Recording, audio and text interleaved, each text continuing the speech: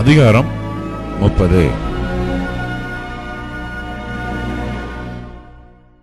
இப்போதோ என்னிலும் இள வயதானவர்கள் என்னை பரியாசம் பண்ணுகிறார்கள். இவர்களுடைய பிதாக்களை நான் என் மந்தையை காக்கும் நாய்களோட வைக்கவும் கூட வெட்கப்பட்டிருப்பேன். விருத்தாப்பியத்தினாலே பலனற்று போன அவர்கள் கைகளினால் எனக்கு என்ன உதவி இருந்தது? குறைச்சலினாலும் பசியினாலும் அவர்கள் வாடி வெகுநாளாய் பாழும் வெறுமையுமான அந்தர்வெளிக்கு ஓடிப்போய் செடிகளுக்குள் இருக்கிற தலைகளை பிடுங்குவார்கள். காட்டுப்பூண்டுகளின் கிழங்குகள் அவர்களுக்கு ஆகாரமாயிருந்தது. அவர்கள் மனுஷரின் நடுவிலிருந்து துரத்தப்பட்டார்கள். கள்ளனை துரத்துகிறது போல் கள்ளன் கள்ளன் என்று அவர்களை துரத்திவிட்டார்கள். அவர்கள் பள்ளத்தாக்குகளின் வெடிப்புகளிலும் பூமியின் கெபிகளிலும் கண்மலைகளிலும் போய் குடியிருந்தார்கள். செடிகளுக்குள் இருந்து கதறி காஞ்சொரிகளின் கீழ் ஒதுங்கினார்கள். அவர்கள் மூடரின் மக்களும் நீசரின் பிள்ளைகளும் தேசத்திலிருந்து துரத்துண்டவர்களுமாயிருந்தார்கள்.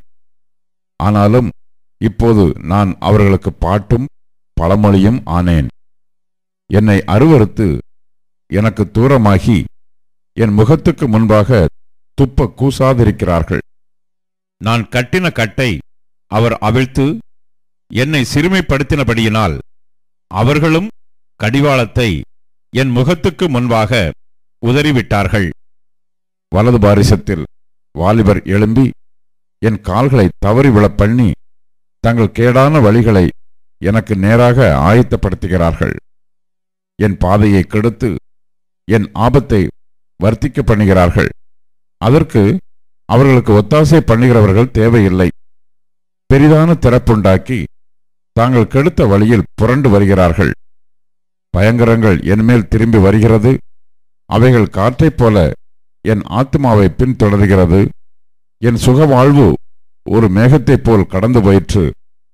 ஆகையால் இப்போது என் ஆத்மா என்னில் முறிந்து போயிற்று. உபத்திரவத்தின் நாட்கள் என்னை பிடித்து கொண்டது. இரா காலத்திலே என் எலும்புகள் துளைக்கப்பட்டு என் நரம்புகளுக்கு இளைப்பாறுதல் இல்லாதிருக்கிறது. நோயின் உக்கிரத்தினால் என் உடுப்பு வேறுபட்டு போயிற்று. அது என் அங்கியின் கழுத்துப்பட்டையைப் போல என்னை சுற்றி கொண்டது. சேற்றிலே தள்ளப்பட்டேன். தூளுக்கும் சாம்பலுக்கும் ஒப்பானேன். உம்மை நோக்கி கூப்பிடுகிறேன். நீர் எனக்கு மறு உத்தரவு கொடாதிருக்கிறீர். கெஞ்சி நிற்கிறேன். என்மேல் பாராமுகமாயிருக்கிறீர். என்மேல் கொடூரம் உள்ளவராக மாறினீர். உம்முடைய கரத்தின் வல்லமையால் என்னை விரோதிக்கிறீர். நீர் என்னை தூக்கி என்னை காற்றிலே பறக்கவிட்டு என்னை பயத்தினால் உருகி போக பண்ணுகிறீர். சகல ஜீவாத்மாக்களுக்கும் குறிக்கப்பட்ட தாவரமாகிய மரணத்துக்கு என்னை ஒப்புக்கொடுப்பீர் என்று அறிவேன். ஆனாலும் நான் யாதொருவனை அவன் ஆபத்திலே தவிக்க பண்ணினதும் துன்னாலை கண்டவனுக்காக நான் அழாதிருந்ததும் எளியவனுக்காக என் ஆத்மா வியாகுலப்படாதிருந்ததும் உண்டானால் அவர் என் மனுவுக்கு இடம் கொடாமல் எனக்கு விரோதமாய் தமது கையை நீட்டுவாராக.